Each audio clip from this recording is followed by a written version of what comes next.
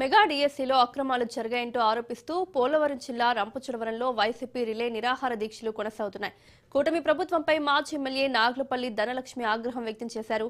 యువత భవిష్యత్తుతో ముడిపడిన నియామక పరీక్షల్లో పారదర్శకత అత్యంత ముఖ్యమని, డిఎస్సీపై వస్తున్న ఆరోపణలపై వాస్తవాలు వెలుగులోకి రావడానికి సిబిఐ విచారణ ఒక్కటే మార్గమని వైసీపీ నేత పాపారాయుడు అన్నారు.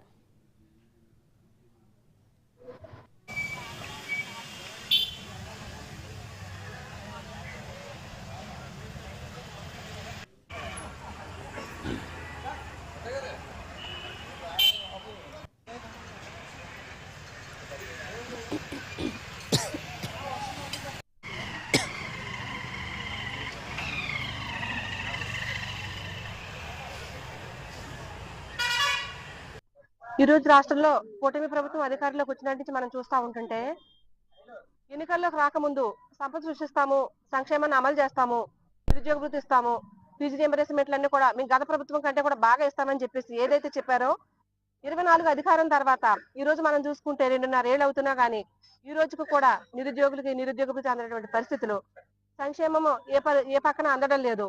అంతేకాకుండా రీసెంట్ గా ఏదైతే మేము గవర్నమెంట్ వచ్చిన తర్వాత సంవత్సరానికి 4 లక్షల రూపాయలు 4 లక్షల ఉద్యోగాలు తీస్తామని చెప్పేసి ఈ రోజుకి 2 సంవత్సరాలు అవుతున్నా కూడా 8 లక్షల ఉద్యోగాలు తీయాలి.